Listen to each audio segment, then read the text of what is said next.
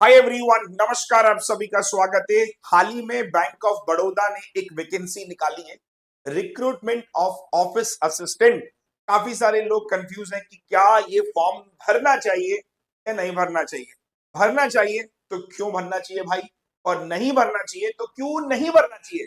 आइए हम जानेंगे इस वीडियो में, डिटेल में समझेंगे। समय बचाने के लिए आप इस वीडियो को 1.5x मोड में लगा सकते हैं। स्टार्ट करते हैं मेरे साथियों। सबसे पहले तुम बता दो कि रिक्रूटमेंट ऑफ ऑफिस असिस्टेंट, यार ये ऑफिस असिस्टेंट वर्ड ना बड़ा कंफ्यूजिंग है। आपने देखा होगा बैंकिंग के और एलआईसी के या फिर कोई भी इंश्योरेंस एग्जाम होता है, ऑफिस असिस्टेंट या फिर असिस्टेंट नाम से ज्यादातर वैकेंसी जो आती है, हम उसे कंसीडर करते हैं क्लर्क लेवल। जैसे आपने देखा होगा आरआरबी ऑफिस असिस्टेंट एक क्लर्क की नौकरी है ना। एलआईसी असिस्टेंट क्लर्क की नौकरी है। इसीलिए इस नोटिफिकेशन में वो कंफ्यूजन को दूर किया गया। उन्होंने ब्रैकेट में लिखा हुआ है, भाई ये ऑफिस असिस्टेंट तो है ना, लेकिन ये पियोन की जॉब है, ये पियोन की वैकेंसी रेगुलर बेसिस। आप समझ रहे हो ना। तो आप इसमें कंफ्यूज मत होइए कि क्लर्क की नौकरी है। तो ऐसा ना हो कि आपने फॉर्म फिल किया, आपका सिलेक्शन हो गया, बाद में जाके आप इन पर केस करें कि भाई हमें तो लगा था कि ऑफिस असिस्टेंट है, आप तो हमसे चपरासी वाला काम करा रहे हो। इसीलिए उन्होंने साफ साफ लिख दिया है कि भैया ये जो है चपरासी पियोन की नौकरी है, समझ लेना, देख लेना, है ना। इसलिए आप इस ऑफिस असिस्टेंट वर्ड से कंफ्यूज ना होना। तो पहला थॉट क्लियर हो गया कि वैकेंसी भैया जो है वो पियोन की वैकेंसी है। अब क्या क्या होता है इस वैकेंसी में, देखिए मोटा मोटा पूरे स्टेट को मिला के 500 वैकेंसी है जो कैटेगरी वाइज बटी हुई। एससी की 65 वैकेंसीज हैं और ये आप देख लोगे, है ना। लेकिन ये जो फॉर्म भरा जाएगा ना वो स्टेट वाइज भरा जाएगा। जैसे अगर आप दिल्ली से बिलोंग करते हैं तो 10 वैकेंसीज है, एससी की इसमें एक है, एसटी की है ही नहीं, ओबीसी की दो है, ईडब्ल्यूएस की एक है और जनरल की 6 वैकेंसी।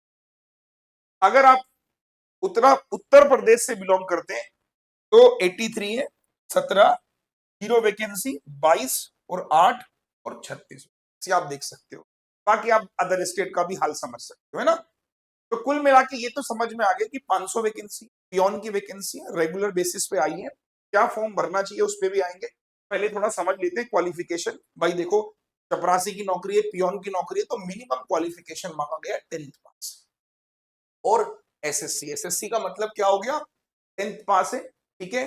आपका सीनियर सेकेंडरी लेवल मेट्रिकुलेशन पास, वो 10th आ गया।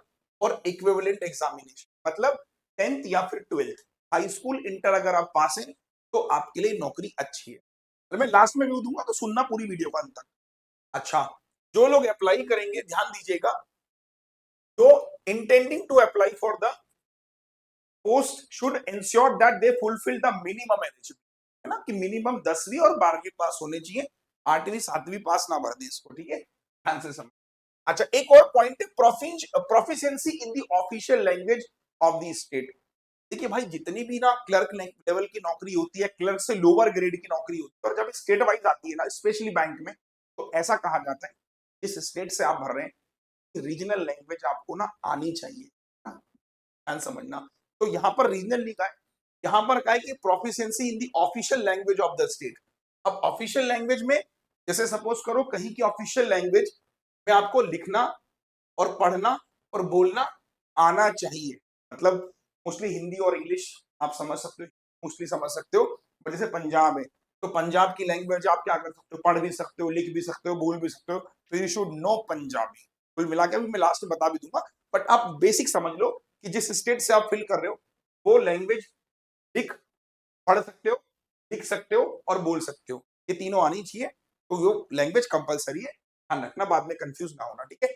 और लिख भी रखा है कि उन्हीं को क्या किया जाएगा, प्रेफर किया जाएगा। तो ये मिनिमम क्वालिफिकेशन समझ आ गया। चलिए अब आगे चलते हैं।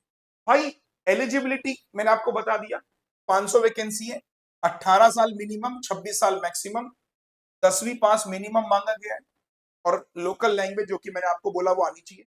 इसके अलावा इसका रोल्स और रिस्पॉन्सिबिलिटी क्या होगा, ध्यान दीजिएगा कि सैलरी इसने साफ साफ बताया है, ऑफिस असिस्टेंट ब्रैकेट में पियोन चपरासी की ये नौकरी है। इसके अलावा all the normal and the routine duties of the subordinate staff cadre and the performance of which no special pay shall be payable। इसको छोड़ दो, अब सैलरी पे चलते हैं। तो सैलरी इसका मोटा मोटा जो है 37,815 आपको मिलेगी स्टार्टिंग फेज में, आप ये समझ सकते हो। मोटा मोटा देखो इसमें लिख भी रखा है 19,500 इसका बेसिक है, ठीक है, 19,500 और ये तो मतलब 22,000 के आसपास स्टार्टिंग मान लो, फिर ऐसे प्रमोशन होते होते आपका ये 37,800 तक पहुंच जाएगा, ठीक है। आगे चलता हूं मैं कि इसके अलावा और बेनिफिट्स जो होते हैं like DA, HRA, CCA, special noun, transport, ये सब भी आप क्या होंगे, ये लिख रखा है इसमें, ये भी आपको मिलेंगे as per the rules of the bank. चलो छोड़ो, एलिजिबिलिटी आपकी नेशनलिटी जो है आपका वो इंडियन, बाकी आप देख सकते हो सेम है। मिनिमम एज आपकी 1 मई को काउंट होगी, इंपॉर्टेंट फैक्टर है, 18 से 26 साल, ठीक है। रिलैक्सेशन है according to the government rules, जो रिलैक्सेशन मिलता है। इसके अलावा ये भी आपके लिए जरूरी नहीं है, ये समझ लीजिए एप्लीकेशन फीस वगैरह 600 रुपए फॉर ईडब्ल्यूएस, जनरल ओबीसी, 100 रुपए फॉर एससी एसटी, पीडब्ल्यूडी और एक सर्विसमैन और बाकी अदर, ठीक है। फॉर्म भी हो गया। अब इसका पेपर का पैटर्न देखो, एक ही पेपर होगा इसमें, सिर्फ एक पेपर। वो पेपर क्या होगा मैं आपको बता देता हूं। एक ऑनलाइन टेस्ट होगा followed by the local vernacular language test, मतलब जिस स्टेट से आप फिल करेंगे उस स्टेट में वो टेस्ट, उस स्टेट की भाषा में वो टेस्ट होगा। बात समझना, ये देखिए द सिलेक्शन प्रोसेस में comprise online test followed by the local vernacular language, है ना। अब जैसे मैं आपको बताऊं कि इसमें 4 सेगमेंट आएंगे। पहला होगा नॉलेज ऑफ इंग्लिश लैंग्वेज के 25 क्वेश्चन, 25 मार्क्स, ये देखिए इंग्लिश में लैंग्वेज में होगा और इसके लिए आपको मिलेंगे 20 मिनट, ठीक है। फिर आएगा आपका जीए, जीए के 25 क्वेश्चन, 25 मार्क्स, इंग्लिश या फिर हिंदी या फिर ऑफिशियल स्टेट, ये तीन में से कोई एक आप चूज कर सकते हैं। इसके अलावा मैथ्स के 25 क्वेश्चन, 25 मार्क्स और साइकोमेट्रिक टेस्ट ब्रैकेट में रीजनिंग लिखा है 25 क्वेश्चन, 25, 100 क्वेश्चन, 100 मार्क्स, समय मिलेगा 80 मिनट। ये आपका पहला पेपर हो गया। अब इस पेपर को क्वालिफाई करने के बाद आपकी एक क्या बनेगी, मेरिट बनेगी, रैंक बनेगी और उस रैंक पे आपको नौकरी मिलेगी। बड़ा सिंपल प्रोसेस, कोई दिक्कत कोई झंझट नहीं है। Location of posting, the place of posting will be depend upon the bank recruitment upon the time, ठीक है। और वो किसी में भी कर सकते हैं, ठीक है, जहां से आपने अप्लाई किया है जिस स्टेट से, बट ये हाँ श्योर है कि आप उसी स्टेट में ही रहोगे। Probation period for 6 month of active service, 6 महीने का इसमें प्रोबेशन पीरियड माना है कि 6 महीने तक आप छोड़ नहीं सकते, या 6 महीने आपको मिनिमम इसमें करना होगा। तो ये सब आपने देख लिया। और जिस लोकल लैंग्वेज की मैं बात कर रहा था वो ये है कि अगर सपोज करो मैं दिल्ली से फॉर्म भरता हूँ, एनसीटी से, इंग्लिश और हिंदी में एग्जाम दे सकता हूँ, ऑफिशियल लैंग्वेज की हिंदी, गॉट इट। तो हिंदी अगर आपको आनी चाहिए, दिल्ली से आप फिल कर रहे हो, फॉर एन एग्जाम्पल आप भर रहे हो हरियाणा से, तो इंग्लिश हिंदी में आप पेपर दे सकते हो और हिंदी और पंजाबी इसकी ऑफिशियल लैंग्वेज, लोकल लैंग्वेज। ये इसका एग्जाम का मोड है। ये नोटिफिकेशन का मैं पिन कर दूं, आप उसको चेकआउट कर लेना। उत्तर प्रदेश से भर रहे हो तो इंग्लिश, उर्दू और हिंदी में आप पेपर दे सकते हो, और हिंदी और उर्दू वहां की लोकल लैंग्वेज है। ऐसे कोई एक आनी चाहिए, इट्स नॉट नेसेसरी कि दोनों आनी चाहिए, कोई एक आनी चाहिए, गॉट इट।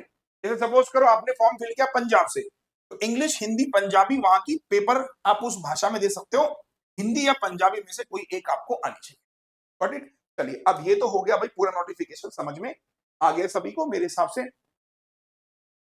इसके अलावा मुद्दे पे आते हैं, ये सब कोई इतना मैटर नहीं करता, क्या फॉर्म भरना चाहिए, इज द मेन पॉइंट, इसी के लिए आप लोग आएंगे। अब देखिए मेरा हमेशा मानना है कि साथियों आज के टाइम में क्या होता है, कोई भी नोटिफिकेशन आता है सब लोग आंख बंद करते हैं। मुझे ये समझ नहीं आता कि जिस बंदे को इस जगह जाना है वो क्लियर ही नहीं है।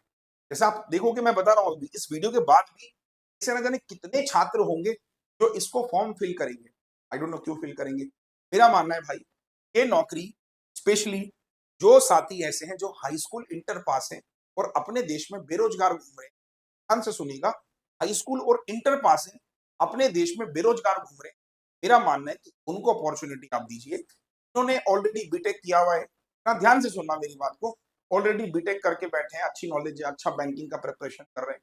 अभी इस साल एसबीआई काफी सारी वैकेंसी निकाल रहा है, ग्रामीण बैंक की वैकेंसी आएंगी, वहां आप हाथ आजमाइए। ये कंपटीशन बढ़ाने के चक्कर में कोई भी फॉर्म फिल कर देना ये सबसे खराब वो है। जैसे अभी आप देखोगे काफी सारे लोगों का ना आईबीपीएस पीओ क्लर्क में सिलेक्शन हुआ था 1 अप्रैल को, उसके बावजूद भी मैंने उनसे कहा था कि आप क्लर्क मेंस देने मत जाइए, बट वो क्लर्क मेंस देने गए। उससे क्या नुकसान और क्या फायदा हुआ कि मेरा IBPS PO mains already clear है, मुझे पता है कि मैं क्लर्क नहीं करूंगा, पीओ में सिलेक्ट हूं, मैं फिर भी एसबीआई क्लर्क मेंस देख पा रहा हूँ। शायद मैं किसी ना किसी बच्चे की मैं सीट खराब कर रहा हूँ। और मेरा स्पेशली कहना है कि जो लोग ऐसी प्रैक्टिस करते हैं भाई, बहुत गलत प्रैक्टिस है। अगर आपकी बैंकिंग की तैयारी सही चल रही है, प्लीज इस फॉर्म को फिल ना कीजिए। अपने आरआरबी एग्जाम्स पे फोकस करिए, अपने एसबीआई पे फोकस कीजिए। अगर आपको लगता है कि देखिए, आप खुद से पूछना अपने मन से, क्या यार मैं पियोन के लिए बनने के लिए यहाँ तैयारी मेहनत कर रहा हूँ, यार ये अपॉर्चुनिटी मैं उस बंदे को दूं। सपोज कीजिए एक ही पेपर है, हल्का पेपर है, अब अगर इसको भी वो बच्चा देगा जो बैंकिंग की तैयारी कर रहा है, तो यार वो तो सारे क्वेश्चन करके आ जाएगा। यहां से सोचना है ना।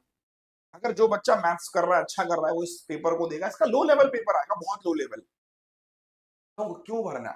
तो मेरा मानना है आप एसबीआई और जो अदर एग्जाम्स पे फोकस कर रहे हो उन्हीं को पढ़ो। जिन बच्चों को लगता है कि यार हाँ उनकी मैथ बहुत खराब है, उनकी इंग्लिश बहुत खराब है, और होता है ना जिसे कि यार एक नौकरी चाहिए, गवर्नमेंट जॉब, वो प्लीज इसको फिल करें। अदरवाइज मैं नहीं समझता कोई ऐसा बच्चा इसको फिल करे जो अभी क्लर्क मेंस दे के आया हो। लिटरली बोल रहा हूँ मैं, एसबीआई क्लर्क मेंस को लग रहा हो चल यार एक नौकरी ले लूंगा पियोन। प्लीज ना मत गिराओ खुद को की नजरों में कि आप कोई भी एग्जाम्स को कैसे भी भरना शुरू कर दो। थोड़ा समझदार बनिए, प्रिपरेशन करो, 6-8 महीने टाइम मांगती है प्रिपरेशन, और उसके बाद अच्छा डिजर्व करोगे आप।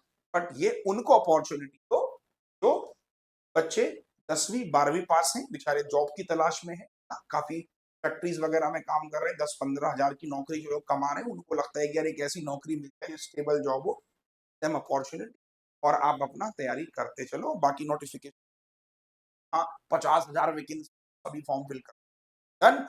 थोड़ा सोचना, जब भी कोई फॉर्म भरा करो ना, खुद से सोचा करो कि मैं इस फॉर्म को भर रहा हूँ, क्यों भर रहा हूँ, इसलिए कि आ गया बस भर दो। कुछ लोगों की थॉट क्या होती है कि सर कुछ भी भरो, भरो बस सारे फॉर्म भरो, सारे भरते हैं वो। समझदार बनिए, रुकिए, आरआरबी आएगा, उस पर पढ़िए, समय इधर उधर डाइवर्ट मत। वो डाइवर्ट क्यों करते हो तुम? ठीक है भाई, अपना आरआरबी पे फोकस करो। बाकी मेरी क्लासेस चल रही हैं यूट्यूब पर, अगर आप नहीं देख पा रहे हो तो सुबह 9 बजे मैं आपको बता दे रहा हूँ। ये देखिए, बैंकर्स वे बाय अनअकैडमी, ये देखिए सुबह 9 बजे स्पीड मैथ के साथ साथ आपकी सारी क्लासेस चलती है, तो इसको जाके जरूर चेकआउट कर लीजिएगा। आज हमने रेशियो प्रपोर्शन किया था, काफी सारे क्वेश्चंस आपको इसमें देखने को मिल सकते हैं। चाहिए इस क्लासेस को डेली देखिए, इसी के नीचे इसका पीडीएफ मिल जाता है, जाओगे ना तो पीडीएफ के लिए हमने एक पूरा फोल्डर बना दिया है, तो इसमें अब तक की जितनी क्लासेस आपकी मिस हो गई हैं, वो सारी क्लासेस के पीडीएफ भी आपको यहीं मिल। सही है, चलिए, thank you so much, goodbye, नमस्ते, जय Hind, thank you so much.